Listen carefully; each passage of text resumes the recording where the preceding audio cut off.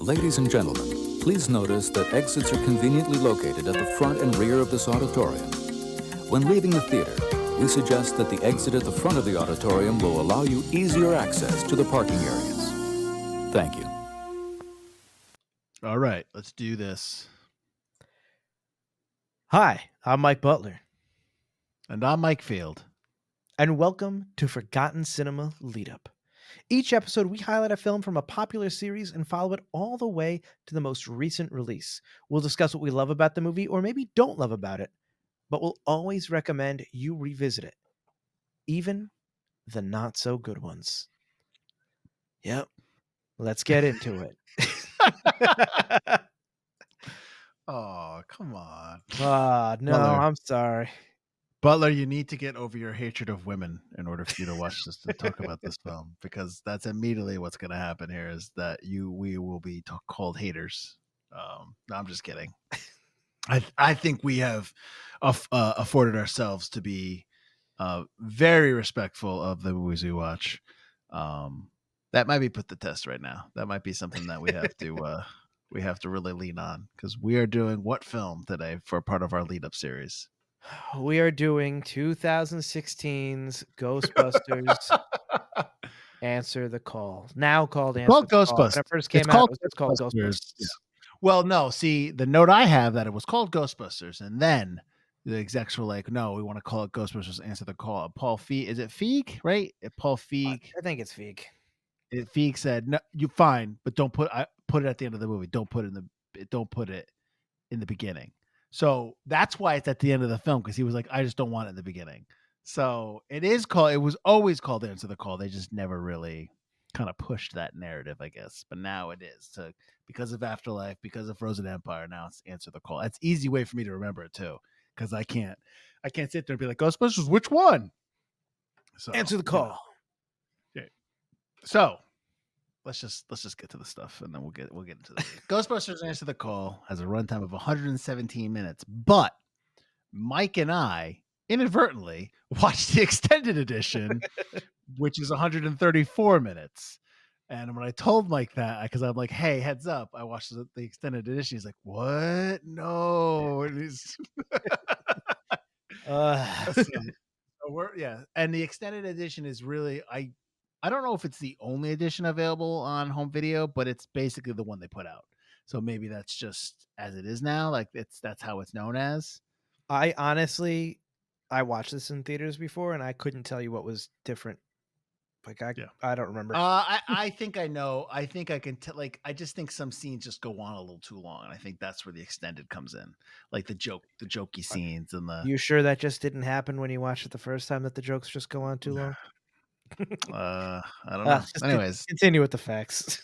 This movie's rated PG-13.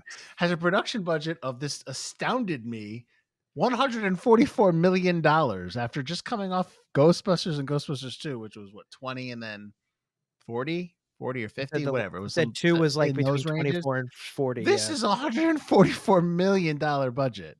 Release date was July 15th, 2016. It's a Friday, and it's a summer release like the other two. Opening weekend, it did $46 million. Domestic $128 million, international $101 million, to give a worldwide total of $229 million. So clearly not what they expected. Obviously, it's not considered a commercial success or a critical success. It was production company with Columbia Pictures, Village Roadshow Pictures, and Ghost Corps is the. They created it. Sony Pictures, like Ghostbusters multiverse, everything. Well, isn't it Aykroyd and Reitman? Aren't they like the main guys? Aykroyd, Reitman, and I think Hudson now is a part of it. Right. Well, obviously, since Ivan Reitman passed away, I think Jason Reitman now is a part of that as well. Reitman, so yeah. I think but it's basically that's them. Games, movies, books, everything kind of goes through them. Which is very smart, because then they can run it and they can do what they need to do, and that's Absolutely, great. Yeah. And this was distributed by Sony Pictures Releasing, so it's obviously not distributed by Columbia Pictures this time around. So I said it came out on the 15th of July, 2016. It went up against nothing in a wide release, but you had Undrafted and Cafe Society in a limited release that weekend, which is Cafe Society is a Woody Allen film. Which one was Undrafted? Because that sounds familiar. The reason why I have Undrafted is a film that was directed and it stars Joseph Mazzello, who was in Oh, okay. Jurassic Park. Jurassic Park. The reason why I'm saying Undrafted is because my buddy Adrian was a shot it. cinematographer in that movie. Yeah, so that's That's why. why I remember. Okay. And if you are listening to this now, at this moment, the new Walking Dead series that's out, the 6-episode series where I don't know any of the people in that movie, in that show, because I don't watch Rick it. and Yeah, I don't know how to pronounce her name. Adrian shot that as well. So, just little tidbit there. Anyways, the week after, what's up? What are you gonna say? Oh yeah, Field knows big time people, guys. Yeah. Ooh. The week after, the 22nd of July, in a wide release, had Ice Age: Collision Course, another Star Trek film, Star Trek Beyond, and Lights Out, and the limited release Train to Busan. Is it Busan, or is that how they pronounce that? That's how I pronounce it. So I think Okay. that's right. And then Absolutely Fabulous, the movie, which is a Australian TV show that obviously did a movie. It's very popular. I've never seen that. All right. Anyways, the week before, the 8th, you had a wide release of The Secret Life of Pets, Mike and Dave Need Wedding Dates, and then you had a limited release of Captain Fantastic and Cell. And then in between, on the 13th, which is the Wednesday before this movie came out, you had a wide release of The Infiltrator, which is with Bryan Cranston, which I never saw. It kind of slipped through the cracks. So one of the good things about when we do these movies, when we do any of our films, there's always, maybe every once in a while, there's a film that pops up on the list and I'm like that, when we're just kind of like this kind of thing, the other movie releases, Right. and I'm like, I forgot about that one. Like I also had never seen Captain Fantastic, which I wanted to. So some of these have sparked me to go, like, I need to go find that film. So it's kind of something I like. Anyways, The Infiltrator doesn't ring a bell at all. remember the poster is Bryan Cranston, and he's got like the sunglasses, and he's like, it's like bleached out, and he's like I think he's a mole, or they ask him to spy on something. I don't know. I don't know if he's a I'll have good to guy look or at a bad trailer guy. after this. Yeah. All right. So, anyways, this one was directed by Paul Feig, who's done Bridesmaids, Spy, which I like. I didn't like Spy when it first came out, and then I kind of watched Spy. Spy's actually pretty funny. It's got some Jason Statham's funny in it. You have to go back and watch it. Go back and watch it. And he's done a lot of the episodes of The Office. Written by Katie Dippold. I probably said that wrong. And Feig. Dippold has done The Heat, Haunted Mansion, and Spy. Feig is there, or Feig or Fi, or I don't know. Has done The School of Good and Evil and TV show Freaks and Geeks in terms of writing. Cinematographer was Robert Yeoman, who's nominated for an Oscar for The Grand Budapest Hotel. He's also done Dogma. Composer was Theodore Shapiro, who's done The Secret Life of Walter Mitty and The Intern. Edited by Melissa Bretherton and Brent White. Bretherton has done Anchorman 2 and Longshot, another one that I always tell Butler to watch. And Brent White was the other guys in The 40-Year-Old Virgin. Produced by Amy Pascal and Ivan Reitman. Pascal has produced a ton of stuff. She's huge. But I would probably say more recently, she's the producer of the Spider-Verse films that have been out, and the third one upcoming. So we have a whole brand new cast of Ghostbusters, Butler. Busters. Yeah. Kristen Wiig as Erin Gilbert. You probably have seen her in.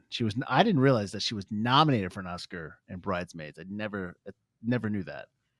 She was also in Wonder Woman 1984, which I don't like. She's also in Barb and Star Go to Vista Del Mar, which I actually do like. So I do recommend that one. Melissa McCarthy as Abby Yates. She's nominated for 2 Oscars. Do you know which movies? The one where she was the writer. Can You Ever Forgive Me? Yes, Yep. which is also, she's very good, and that's a good movie. That's a good movie. Yeah. Yeah. And I just mentioned it. She was nominated for. She was also nominated for Bridesmaids. Yeah, for Bridesmaids as well. That I think she's remember. She's also in the upcoming Seinfeld directed film Unfrosted, the Pop-Tart story, and I love Pop-Tarts, so I will be watching that. Kate McKinnon as Jillian Holtzman. She's in Barbie, Bombshell, and Office Christmas Party, which is another movie that I enjoy that I think is under the radar. Leslie Jones is Patty Tolan. You agree with that? I do. I like Christmas that Party. Yeah. Yeah. Leslie Jones is Patty Tolan, who you watch Our Flag Means Death, right? Mm-hmm. Yeah. She's in that. I didn't realize that. She is in that, yeah. Does she have a big role? Because she's in like 6 episodes. She's got a sizable role, yeah. She's Okay. I'm trying to remember who she is. She's the I think she runs the bar and the joint that they go to when they go back to land in the Pirate City. Okay, cool. But she's good. I like her in SNL. She's good. Oh, totally. Chris Hemsworth as Kevin. I'm sure everyone knows who Chris Hemsworth is. If you don't, he's Thor. He's also in the Extraction movies on Netflix, and he is Kirk's dad in the new Star Trek, right? That's right. Neil Casey as Rowan North, he does a lot of voice work. So he's like TV show Clone High, TV show Big Mouth, and a bunch of other stuff. And then there's those are the main characters. There's really everyone else is really just a cameo or a bit player. Like 9 billion cameos. Seriously, Andy Garcia is the mayor, he does have a great line that I love. Cicely Strong is in this. She plays his like assistant. So there's a bunch of people in this that you be like, I know that person, I know that person. Charles Dance, who's from Games of Thrones, stuff like that. So, anyways, that's not what we're here to talk about. Well, tell me what you loved about this film. First off, I just want to preface this with saying that both of our significant others have watched this film. We watched. So yes. Also, go ahead. we're not fans of this film. So what did your wife say? So we were. So I was. Jody knew I had to watch this movie, and I'm like, she's like, oh, you had a. What are you watching for the show? I go, well, Ghostbusters 2, which I already watched, and I have to watch Ghostbusters the Answer the Call with the women. As she's like, oh, well, I haven't done that. I'll watch it with you. I haven't seen it. I'm like, are you sure? she's like, why not? She's like, I'll watch it. I go, yeah, I'm telling you right now, I'm not a big fan.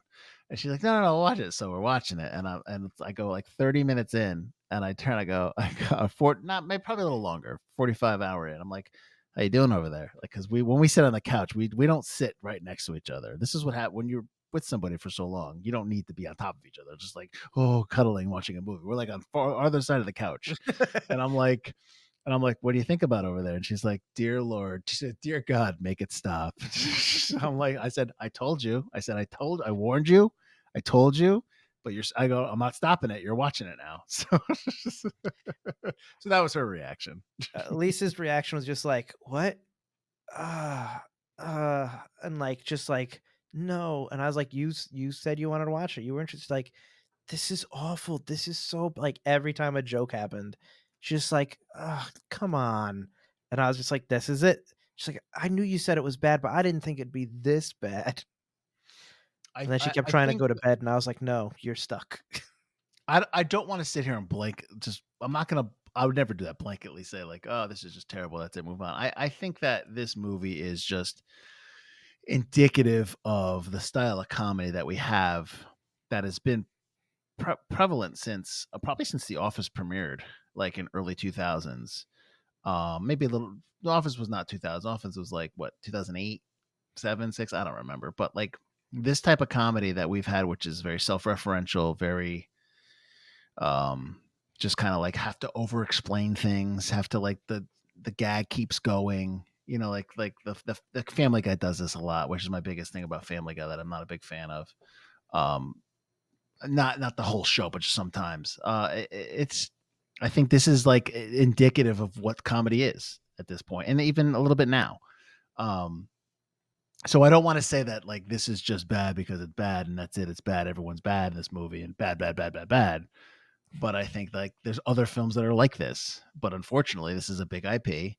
This was a big movie when they announced it. I know it got some controversy because God forbid they changed characters, and God forbid they recast things. I think it would have been worse if they didn't have different names, if they were Venkman and Stantz and stuff like that, and they just, you know what I mean? I think it would be worse if they named the characters. Absolutely. Yeah. I think the fact that it kind of separated from that world and it's a different universe a little bit, I think that kind of softens the blow. But there's a lot of things that are not done well in this film. There's some stuff is decent, but there's a lot of things that are not done well, and it's unfortunate. I don't know, what are your thoughts? I think one of the things I noticed that I just put on the notes over and over, it's just bad Saturday Night Live level skits over and over and over. I'm not a fan of Paul Feig. I like Bridesmaids quite a bit, but everything else he's done since, all his bigger films, I am not like. Heat, you walked out of. You actually walked out on Heat and left me there. The Heat. Not Heat. Not Michael Mann's Heat. The Heat is is just also indicative of his brand of humor, the way he Sure. shoots things. There's so much about this film that just on a filmmaking way that I just do not like. And Hmm. like you said, I think you hit the hammer on the head where the over explanation on the jokes and them Hmm. running too long is, like I said, indicative of a bad SNL skit joke. Just like, Hmm. hey, remember how we do? But you don't have the fallback of the stars laughing at their own bad jokes to kind of like you Hmm. can't do that. On their own, Kristen Wiig, Kate McKinnon, Leslie Jones, like all these people helped make modern SNL. Like that's why you tuned in for like the three of them, like were some of the heavy hitters on SNL, but it doesn't work here. Their comedy Hmm. doesn't work, and the filmmaking style and the like you said, the references and the product placement was just so Yeah. overblown in this movie, and the Like I got. cameos took me out of every scene in the movie, every single scene. Yeah. Well, you're so. I think two things. Uh, Man, because you say product placement, I want immediately. y- You're in New York City.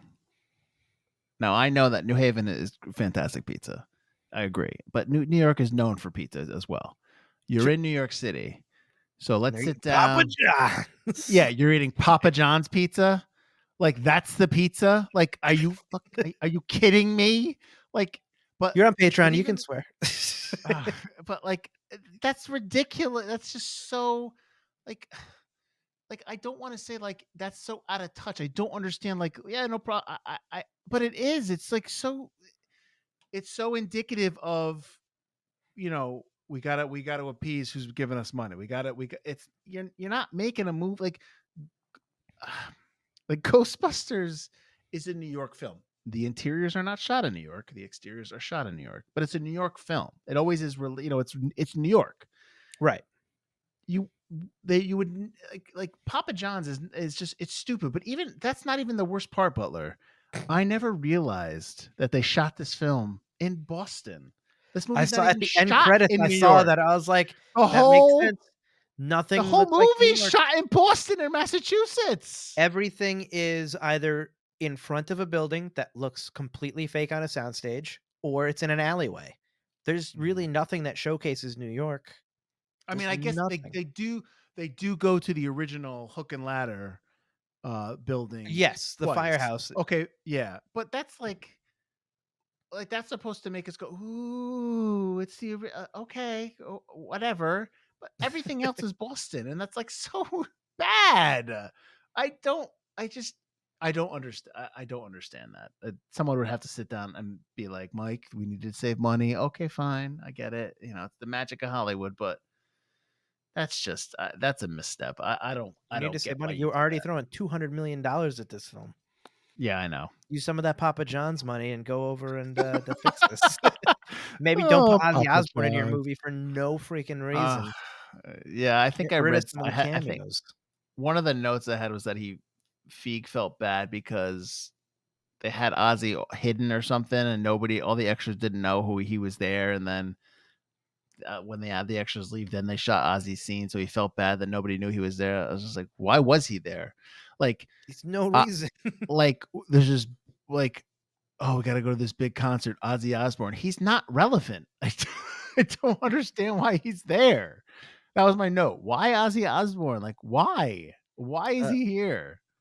my notes have more question marks. I have more question marks in this note that these notes that I took than any other movie we've done on Forgotten Cinema. There's everything is why. Why? For what reason? Where? Ugh. A lot of my stuff is question marks. A lot of my stuff is this is dumb. This is dumb. This is dumb. This is just dumb. Like that's my notes. Uh, so let's talk about the four. Let's talk about the Ghostbusters. Sure. I think it's a good place to kind of start after we've already Yeah. started ripping on it. Well, because it's I guess yeah. Mine I guess critique is not really just I hate this, I hate that, I hate this. It's just questions. It's just like we just said. Like I don't understand what we're doing. I don't get it. Like I'm Right. just you know what I mean. Yeah. So I mean I'm under the impression that they're not Gilbert, Yates, Holtzman, and Tolan. They're not really supposed to be their representation of the original characters. They're just their own. Are we supposed to assume that? Like that's what we're supposed to go with here? I kind of assumed Holtzman was a super far out version of Egon, but yeah, outside of that, everybody else was kind of their own thing. But Holtzman's there to be kind of the Egon of the group. But see, I see now I can buy that, but her personality is an Egon. Oh But no! Gilbert, Like she's just Wiggs there. Yeah. Gilbert is supposed to be Venkman, but Gilbert has the background of Egon. Do you know what I mean? Like there's a lot of different little things there Sure. that they're not, like Abby is the Melissa McCarthy character. I think Abby and Holtzman, aside from whatever Kate McKinnon's doing in the role, which is I think that's just her being Kate McKinnon, just kind of like having fun in the role. If that wasn't there, like if you take that out, Yates and Holtzman are the same character. They're that same. Absolutely. You know what I mean? So whatever McKinnon's bringing to that role is obviously differentiating the two roles, the two characters. But if you had somebody else come in and just play it and didn't add any of the silliness, for lack of a better term, like that's like they're just not different. And then I read somewhere that supposedly like Holtzman and Gilbert are dating. Like there was a cut scene where they're supposed to be dating at some point, which okay, fine, but like what are we doing? Why what did that why? Yeah, that wouldn't make sense within this whole thing. They just started doing their work. They barely become ghosts. They barely do any work in this to begin with. And then you're going to add that kind of added layer of like these people barely know each other, but also now they're dating. The only characters that really have between the two movies that I guess are relatable to each other are the Patty Tolan character and the Zeddemore character. Obviously, for not the obvious reason that they're both African American, which I just think is okay, whatever. Like, but the fact that they're regular workers, she works for the MTA. He is just looking for a job. He's just like like they're not scientists like that in that aspect. They're your outside observer, yeah. Right. So it is what it is. Where do you? But I think you're absolutely right that Aaron and Abby are basically the same characters. Only I think Melissa McCarthy as Abby has more personality. Holtzman like if you're you're talking about, I'm talking about McKinnon and McCarthy are the same. Those two. Oh, see, I don't think they've. Oh, you're going the other way. They work on the same. I'm saying well, that maybe all three. Aaron, maybe all three, because they're the ones that research the ghosts, and they were always there before, and now they're actually doing what they're supposed to be doing. It's just I just think their plot line is very similar, and I know they're going for like, oh, they're friends reconnecting, but they connect as soon as they see a ghost for the first time, and they're just like, oh, we're best friends again. So then at the end, when she's like, oh, I'll sacrifice myself to save you, we've already proved your friendship together. You did your whole after school like skit thing about how ghosts you've had all these experiences. Oh, that little together. dance number they did, yeah. You're already friends. I don't like. I get it's a nice moment where she goes and she saves Melissa McCarthy's character, jumps into the hole after her, but we've already now, if that's the theme of the movie, you've already kind of proven that they're friends again. So there's no real cathartic moment of, oh, they made it. Look at that. They're friends again. They're already friends. But I think Holtzman is probably one of the better parts of the film because, like you said, it's just McKinnon being McKinnon. But the movie is so goofy and cartoonish and just the complete opposite of what Ghostbusters was before and what they're trying to do. That we kept talking about, like the seriousness of it, like the spook factor, which we can get into how there's nothing there. But like, if it's going to go full on cartoon, then she's a cartoon character. And some of her zaniness, probably, I would assume it comes off a little too much for you. I think you've said before that she's sometimes a little too much for you. But I think that she's got moments where like it works. She's being allowed to. She's being allowed to just do whatever she wants to do. Exactly. That's all I'm saying. Which I think that works better than some of these other characters, which aren't given any real comedy. Or they're giving gags and bits. Right. And like, I know that I think Jody mentioned this and we're talking about Kristen Wiig's character and how, Kristen Wiig is Kristen Wiig in every role she's in. Like that's her comedy. And I think that's not a knock because Bill Murray is Bill Murray in his comedy. So like, that's the same thing. The problem is like does it work for you? Like, does Wiig's comedy work for you as Murray's comedy works for you? And I'm not a huge, I like Bill Murray, but I don't love Bill Murray like a lot of people do. I don't find everything he does funny. I think in this film, I don't what Wiig is doing in this film works better in other films than it does in this film. Like I said, I So I think thought she's great on SNL. I just don't think it works within a world, within a film. I don't think the comedy right. necessarily works here. Well, let me talk about, so her character has to overcome the fact that she feels like she's a failure. She's embarrassed. She's, she got laughed at. She doesn't want people to know who she is. Like she has to come to grips with who she is, in terms of like ghost busting and all that stuff and that stuff like that. So that's done well. Holtzman is just kooky. Doesn't have any character trait that she needs to overcome. So like at the end of the film, when she does her little pulls out her hand tasers or her hand, and she's like, I forgot I had these, and they have the Ghostbusters music playing, and they have her slow motion doing everything.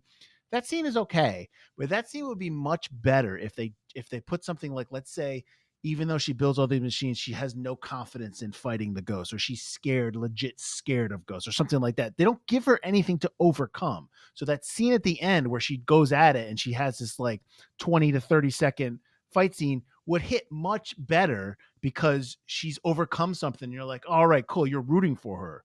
You know what I mean? It's just, she's just kooky, and she's not overcoming anything. And I think if you're going to have 4 leads, a couple of them have to overcome some kind of problem in order for me to root for them.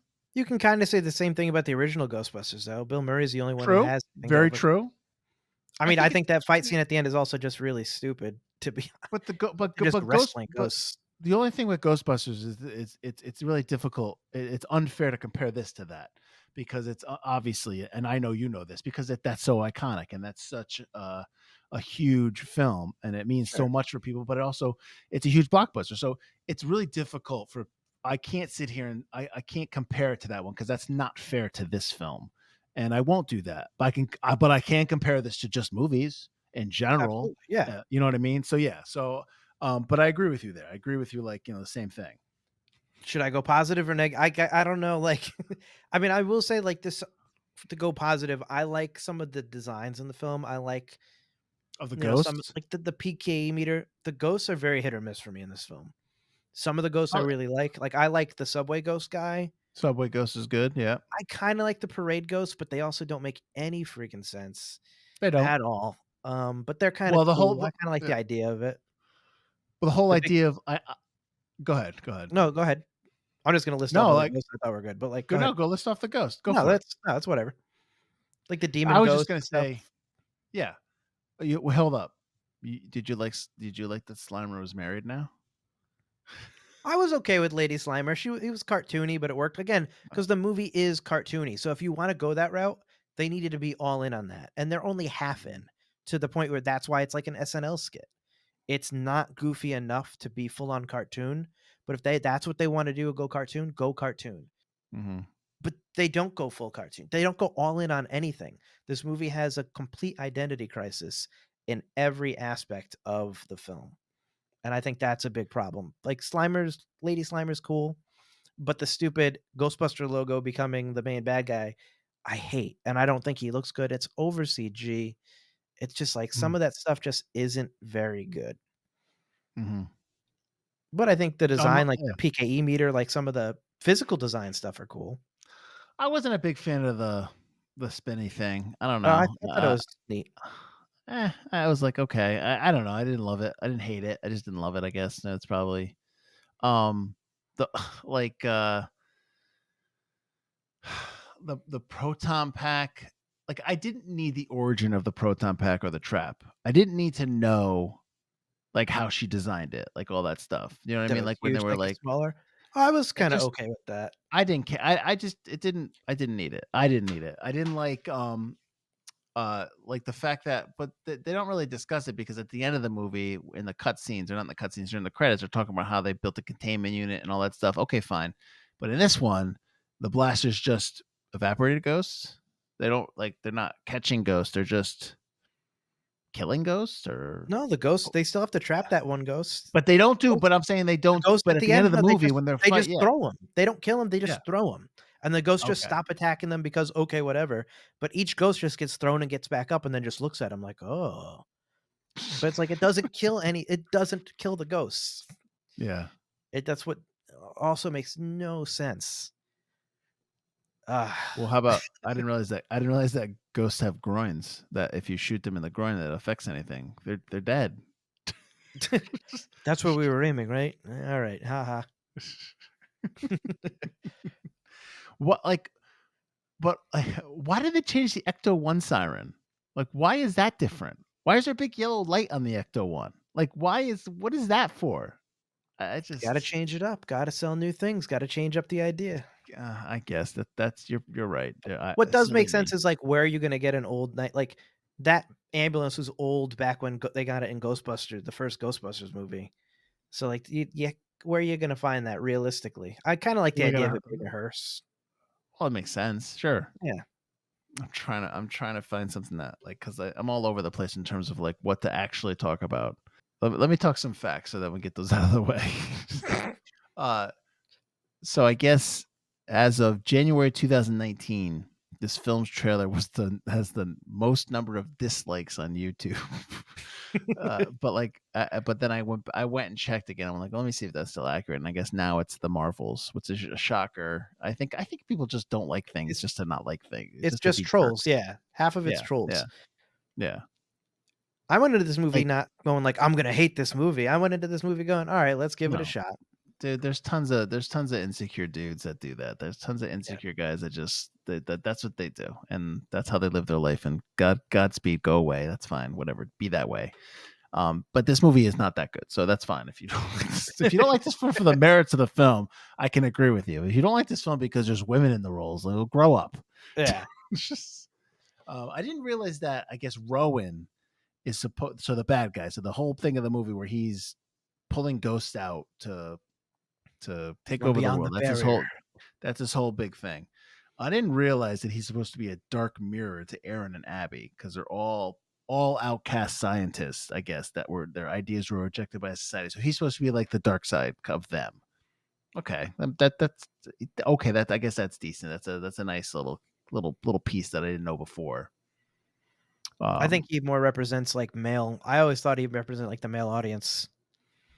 Just the being, like incels, yeah, yeah, just being a little incel. That's all he is. He's a little incel. right.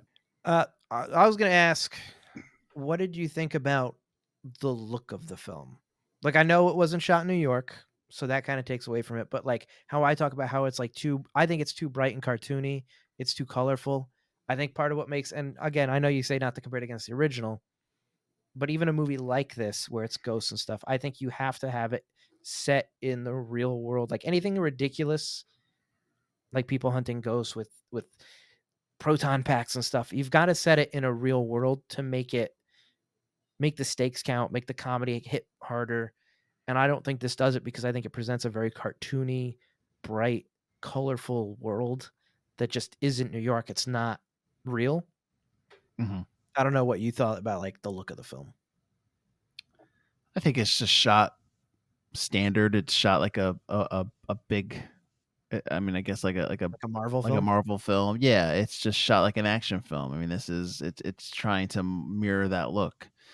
I think everything's digital now. I think everything's done in post. So I think you kind of you lean on just making sure everyone's in frame, everyone's lit properly, everyone looks good on camera, like that kind of stuff. I think that's what they're going for. I think the difference between the looks of the film is just because Ghostbusters is so old, they're using film stock and they're using old film stock. So I think it's just that's why it has that gritty nature. I don't think that was the design.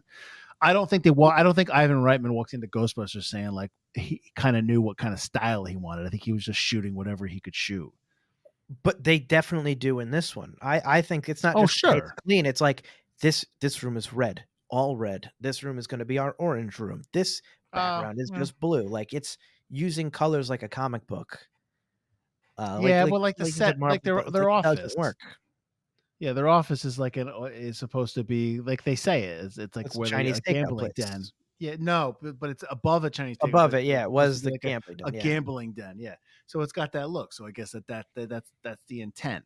The hotel, well, like it has the hotel has the most grandiose basement I've ever seen. Like like so that whole setup with all the mirrors, they don't ever explain the mirrors. They don't ever explain why there's all these mirrors down there. I mean, I get it, they're coming from the other side, but they don't really explain why they're coming through the mirrors. At least they explain it in Constantine. Like, they don't even explain it here. It's just, it's a Right, cool yeah. look. It looks cool. Okay, you look like you have the projectors that everyone has on Halloween that they put up on their windows. It looks like the ghosts are walking around their house. Yeah. So don't ever explain that. They just have it there because it looks cool. Like, that looks good. Let's do that. So yeah. Uh, I like, let's talk about Kevin. Let's talk about Chris Hemsworth character. And I don't want, and yes, he's funny. Yes, he's good. I like him He's got less some stuff. the second time I watched it, I like him less. I agree with you because there's some stuff I'm just like, come on, man. But and the reason why I bring him up is because I want to. In the original, I think one of the other problems when you compare this to the other movie, but also I think when you compare it to any comedy, is that you can't have other people be funnier or funny than the Ghostbusters, than the main leads. Like, if they're bringing the comedy, everyone else comedy can't be their style of comedy. Like, we like Peck is an idiot in Ghostbusters. He's because he's an idiot, you laugh at him. Tully is funny because Tully's kind of like, he's a dork and he's not like cool like the other Ghostbusters. He's a dork and you're laughing at him. He's not making jokes. You're laughing at that character. Right. But in this one, everybody's riffing, everybody's making jokes. Kevin's funny. Kevin's improving. Oh, my dog is named my cat. That's what I call him. Like, that's an improv. He's improving all of that. That can't be his humor. His humor has to be within the context of the movie because it pulls from the other four. And so now we're watching every single we're watching every single scene, and everybody is trying to make everybody laugh. And what all that does is make the audience not laugh and not connect and not be into it. I don't know how you feel about that, but that's always a problem I have with these type of films and these movies. I would agree with you. Normally, it depends on the film. If everyone's funny, then everyone has to be funny. Everyone has to be on. In a film like this, where I don't think the leads are funny enough half the time, sure, you shouldn't give your best stuff to Kevin, especially if your whole thing is like, this is a female-led film. Then why is the male character funnier? But again, watching it the second time, I don't know if he is. A lot of his stuff kind of more annoyed me. Like, the stuff, especially the stuff at the end with the food coming at him, I was like, this is awful. Did I laugh at this for the first time I watched it? With the food coming at him? Where they throw the sandwich. How'd you have time to get a sandwich? And they throw it and then it comes back. That might have been extended edition stuff too. Sure. You have to remember that. But it's still in the movie now that we're presented. Well, let me go back to what you said about it depends on the movie. So I don't want to put you on the spot. So if you don't have an example, that's okay. But I can come up with some. What do you mean by that? Like, where do you say like that that works? All right. So the only thing that comes to my head like right away would be Airplane. Okay. Everybody's funny in Airplane. Yep. That's a classic, but it's the first thing but that's that type of movie. That's that type of movie. Thing. Like, if you're going to be goofy, if this movie goes full on goofy, everybody needs to be on. And like if this movie's like if this movie's like Anchorman or Anchorman 2. Yes, that's another good example. I agree with you. But this movie isn't that. Like, but like it doesn't know. It's almost that. It doesn't know what it is. No, it thinks it's that. That's what they're trying to do. It thinks it's that film. Like, that's what, like, oh, this is what we're doing. But you're not. You're not that movie. And even if it wasn't Ghostbusters, even if it was something completely different, you're still not that movie. Like, if you're gonna do Airplane or Naked Gun, like, that's a specific type of comedy, a specific type of genre in the comedy realm. But if you want to be like Wedding Crashers, or you want to be like a movie that like is really funny, has great funny moments, but like not everyone is funny in that film, like stuff like that. Like, we talk about this all the time. Step Brothers is another one where everybody's funny in Step Brothers, which is funny because Step Brothers is my least favorite. It was one of my least favorite Will Ferrell films, but that's fine. So funny. That's fine. But But again, everybody's on in that, and everybody's got jokes, but again, everybody's on, and everybody's firing at all cylinders. right. They're just not doing it here, you're saying. They're just not in this film. It's not connecting with you or Yeah, me well, or and most people. I don't necessarily think that's what you're trying to do, because you have some scenes of real kind of seriousness or real emotion, and you have the main villain. You have an actual villain. I think that takes you out. Like, I just Mhm. don't know if. But I mean, yes. I agree with you that in this kind of film, yeah, you don't want that. But I also don't think Kevin's as funny as he was. No, I agree The with you. first time I saw it, I I'd don't say like the dance scene at the end. I think that's his stupid. shtick wore thin. Oh yeah, the dance scene Yeah, is terrible. yeah, yeah. Um, the extra dialogue stuff falls flat. Like just the wonton soup bit is flat. It doesn't Everything. work when. Yeah, I will say this. Let me try to get stuff I like. I actually like when the slime starts coming out of her nose, Abby's nose and ears. I like that scene too. That's like an actual, like, okay, there's some creepiness, there's some stakes here. Yeah, Yeah. I thought that was good. The Boston ghost is funny because now it's extra funny since they shot in Boston when he's like, "What the hell am I doing here?" Like when he's in the bar. Yankees suck. He falls off the thing. I know you didn't. I know you didn't like. I know you didn't like the ending fight. There's some stuff in the fight that I like, but yeah, on the whole, no, I get it. It's not great. It's not, whatever. I'm trying to be positive. Looking through my notes here. I do like they do have a conversation with the mayor that it's really painful to watch, but it's just like not funny. And when they're talking to the mayor, I think like the first Oh, time, the very first time, yeah. When they're talking right? about But like the cover-ups in Area 51, the bodies right being now, inside out. yeah, Ugh. that was not funny. But I do like, and I don't know if it was in the extended edition, but I know I remember seeing this. I do like. I think it's when Aaron tells the mayor to evacuate the city, and she calls him, "Don't be the mayor from Jaws." I'm not the mayor from Jaws. Like, I love Don't that line. ever compare me to the mayor from That Jaws. because I always talk about that. Like I always talk about when you're talking about mayors, like the mayor from Jaws got reelected even after even We're after getting eaten by sharks. the first movie. Like in Jaws 2, he's still the mayor. So I'm like, what? But that mayor, and also I always talk about how Mayor Goldie Wilson from Back to the Future. It's like when they go when they go in 1985, and when it's Mayor Goldie Wilson, and you walk, the downtown is decrepit. Like he's a terrible Yeah. mayor. So I always talk about those two mayors. I'm just like, he's obviously not a good mayor. What's going on with downtown? But anyways, back to this film. So I do like that scene when when the mayor says when Andy Garcia is playing, the mayor says that, yells at them. Some, like you said, some of the special effects are decent. Some of the stuff works. Some of the stuff doesn't. And I like that's one of the pretty lines I really much it. like is What's up? when they go to the firehouse the first time. You're like, all right, they're gonna get the iconic firehouse, and Right. the realtor goes, 21,000 a month. Fuck you. I really like that line. She's like, oh, I'm so sorry. And the realtor is actually the co-writer. Is the co-writer of the film. So Oh, is for that those who Katie didn't know. Dippold or Yeah. Dippold? Do you know that there is a comic book out that IDW Publishing released a 6-part limited series comic called Ghostbusters 101, and it features the original Ghostbusters teaming up with this 2016 team. And first issue was released in March of 2017. Did you know that? I did not know that. Yeah. I asked our buddy Pat, who from yet another MCU podcast, if he had read it. And he didn't. He had never seen it, but then he gave me. He told me about another comic. I'm like, well, I didn't ask about that comic. I asked about this comic. But yeah, so I didn't. I thought that was interesting. So there is something out there where they do get together. I mean, all of the Ghostbusters have a cameo in this in some way or another. Yeah, I thought that was interesting. I mean, obviously, that's just to kind of help promote. That's Ghost Core, so you're gonna get Dan Aykroyd in there just to promote the film. I mean, obviously, because the movie didn't do well, this is why you have Afterlife. They just went back to continuing the original timeline, the original storyline, to stick with that.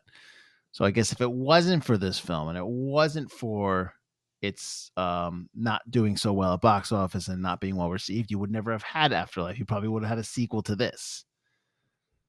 So because basically Amy Pascal said to Feig, what will it take to have you do this film? Because they asked a bunch of people to reboot the movie, and a lot of people didn't want to do it. And it took him a night. He came back. He's like, "What if we make them all women?" And they were like, "Let's go." And that's the whole reason why it's all changed. Everything changed because they just to get him to direct the film. That's Whatever. a stupid decision to begin with.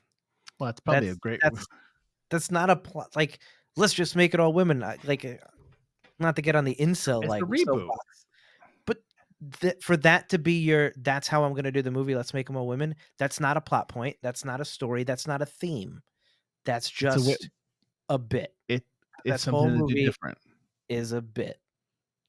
Well, it's just a bit to make money. A lot of movies get made a lot of different ways for stupid reasons. Oh, I understand how it is, yeah. But I don't think that is in and of itself.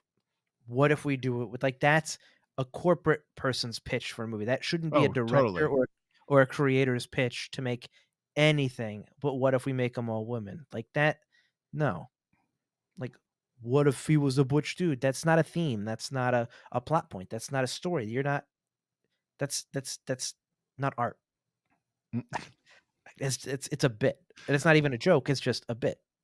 Content. Yeah, it's like, come on. What if they hold a Pringles can front and center while they watch the first Ghost come out? What was the line she says? Once you pop, did she say the line? Once you pop, you just can't stop. Yep, yeah. She does. Which I mean, to be fair, they used the Jello line in Ghostbusters too. Of course, I didn't understand the line, but I was just like, so much product placement. One of the lines I do like in my notes that I couldn't find before is "Ain't no bitches gonna hunt no ghosts." Oh, when she's reading the comments. The comments, and I was like, "That's all right." So, Manola Dargis of the New York Times praised the film Butler and says, quote, "That rarest of big studio offerings, a movie that is a lot of enjoyable, disposable fun." End quote. It's disposable, all right. Nigel M. Smith of The Guardian awarded the film 4 stars and wrote the, quote, "mean-spirited reception to the film before anyone seeing it doesn't seem to have put a dampener on the movie itself. Fun oozes from every frame. Likewise, the energy of a team excited to be revolutionizing the blockbuster landscape." End quote. Jesus, Nigel. These are just people trying to get in on the thing or don't want to join the hate train, which I get. You know, you don't want to hate it because it's got all women, so then you take the exact opposite approach. But a bad movie is a bad movie.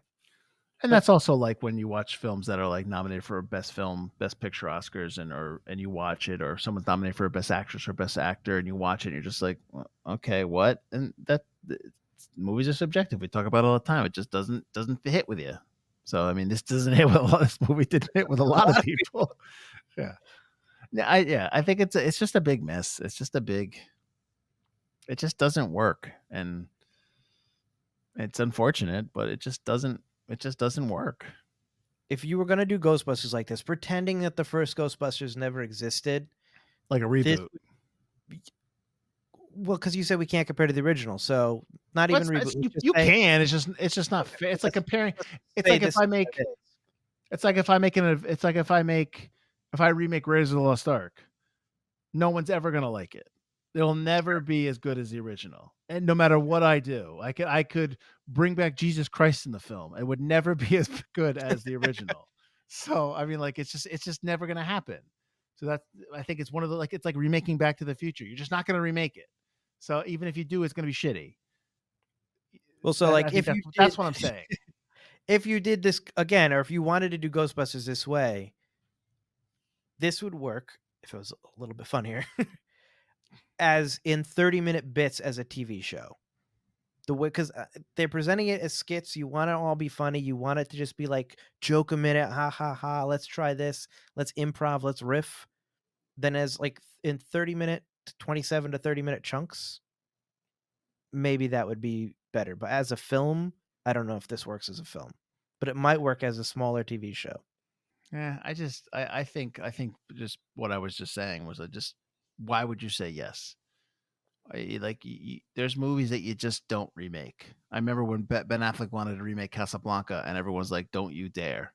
Like, there's just movies movies you just don't make. You don't remake movies that have just lived with everybody, and they're so classic that even if you do remake them, a lot of people will just not like it. Like the Quantum Leap reboot. We love Quantum Leap, and I did not want to give it a shot, and you gave more than I did to the reboot, and was just like, no, this isn't, no, I can't do it. Um, there's nothing to improve upon in some of these movies. Like you talk about how you love Ghostbusters so much, it just doesn't make any sense to try to reboot it. Yep. It's right from the start, it's a bad decision. Um, and no matter and even this movie, like they're cramming scenes in, and yes, they cram scenes into the first one and the second one for Ghostbusters. We talk about how there's scenes that they had to reshoot. They're doing scenes here that it just feels bad. Everything just doesn't mesh. It doesn't fit well. Like you put this whole equipment test scene in the alleyway that's just it makes no sense because we've Multiple already times. done this. Yeah. They have an equipment test. They get captured by the mayor. Nothing happens. They go back, and they're all of a sudden testing again. There's an entire 20 to 25 minutes. My notes are just like, wait, so nothing we just watched mattered because we're back to the same point we were 25 minutes ago. So so let's get back to what we're talking about. I don't want to talk about this movie anymore. Let's talk about what movies can't you remake? How about that? Let's do that, Butler. You can't remake Casablanca. You can't remake Star Wars, even though they did. Like they called it something else. You can't remake Citizen Kane. You can't remake Citizen Kane. You can't do Back to the Future. I said Raiders already. Citizen Kane. Like just movies that you just can't do. You can't like Citizen Kane though. I could see what you're saying in terms of a series. Like if there was like a 6-episode, 8-episode series of like HBO Max, and like somebody like Fincher's doing it or somebody, and they're doing like they're fleshing it out. I'd be into that in a different format. Interested if it was somebody big like Fincher in a different format, but also it's more inspired by Citizen Kane, and you set it in the modern day. Like it would have to be really different to the point where it's like, or not even okay, so not now even I can't really compare it. Not even modern day, like the 80s or something, or the 70s. Like it's a you know what I mean? It's not now, but it's not then. In his own period, yeah. Yeah. I could get if you tried to make anything where it's supposed to be, this is William Randolph Hearst, and we're really trying to remake this movie like, don't touch it. Don't touch it. Like when they did the Psycho reboot, I think they had the right or remake. I think they had the right idea. Just do a shot for shot. At least that was experimental and different because they knew you can't remake it. I don't know if I need to hear Vince Vaughn masturbating, but yeah, okay. That was a little like, all right, we get it. But I understand what you're saying. I understand what you're saying. All right, so I know that we say that we always recommend a movie, even though, like, I don't know anybody that. I mean, I'm not like a walk around telling people what I feel about every film that's out there. Hey, man, did you see this? Oh, I didn't like it. I wasn't a big fan. But I don't know anybody that has liked this movie. Maybe they just are silent and they're like, yeah, it's fine. I don't care. Whatever. That's fine. That's great. I don't actively hate this film. I just don't dig it. I just don't think it works. I think it just doesn't work. And, that's too bad. No, I think actively hating this film is dumb. It's a really bad film. it's just actively hating any film. Actively hating. There are some films I might like. Ooh, very few. What film? Off the top of my head, I can't even think of it. Damn it, Butler! You can't say this stuff and then just don't have anything to back it up. But I'm sure there are some. I'd be like, I want to know. No, I will never like. I'm sure there may be a couple, but no. I mean, this movie is just so not good. You can't even hate it. It's so bland. It's so spit out of the corporate kind of machine that there's nothing to hate or really love about it. This is a movie that is written and created by a committee, or people get like executives. Hey, let's do this. Like that kind of thing. 1,000%. This is maybe a out kind of test audience before you even write it kind of movie. What would you like to see? Yeah, I'd like to see Pringles. I like Pringles. Oh, you like Pringles? Okay. And Papa John's. Papa John's. Okay, we could write that into the movie. Sure. Yeah, What people, what if diehard New Yorkers eating Papa John's. That makes sense. what if the Ghostbusters punched a ghost? They had a thing where they could punch him. Yeah, we could make that into it. Sure. What if the Ghostbusters, angry that nobody believes them, decides to just let a ghost go after they just spent the entire time catching the ghost? You'd be okay with that, right? And And murders a man, but they yeah. get it. Fine. Uh, yeah, not good. Oh well. Hey, you win some, you lose some. It's fine. What are we doing? Why don't you let everybody give them the spiel, and then we'll close this off. Spieling it up. All right. Well, if you guys are watching this, thank you. I hope you guys also watched Answer the Call before you watched this episode, like we had to. I hope you came in on this adventure with us. Thank you again for being patrons. This episode is done because of your support, so we really appreciate it. I know I've said this in every lead up, but we've got a lot more content coming. This is just a lead. This is itself a lead up into our main season coming May 1st for everybody. Tell people to watch the show. Tell them about the Patreon. Tell them just that we're coming back May 1st. And that's We have to all we pick got. our movie soon too. We do have to do our pick. We'll probably do that as like a live stream, or we'll record it for you guys. Maybe. And yeah, we got more lead up. We got one more movie to watch for a lead up before Frozen Empire. So Ghostbusters Afterlife is. You haven't explained, or you did explain the first time, but not the second time. How are we doing Frozen Empire? So Frozen Empire, we're going to live stream it for the patrons only. So if you guys want to jump in on the live stream, share your comments, all that kind of stuff, talk to us during it. Cool beans. You guys can do that, or you guys can wait. And that episode's actually going to come out for the public on YouTube a few days later. So you'll still get that episode early. I'll try to finish that episode out, put it out that day.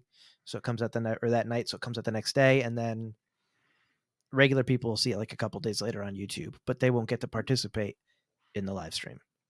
When are we watching that? Are we watching that on the? We have to go watch it in the weekend with the public, or Nah, we can wait. We can wait a couple days later on a weekday. all right, Doesn't have to be. We're not watching it with the there public. you go. We spent too many years watching it outside of crowded theaters that we can't We can't go back. We spoiled ourselves. Well, thanks for listening. Thanks for hearing us talk about Answer the Call. Maybe you want to watch it, maybe you don't. No big deal. So the next one obviously is Afterlife, which I think we both have favorable opinions of. So it'll be nice to watch that. And yeah, thanks a lot, and talk to you soon. I'm Mike Field. I'm Mike Butler. And this has been Forgotten Cinema Lead Up. Woo! I knew that was coming because I complained about it. You queued it up the last time, yep.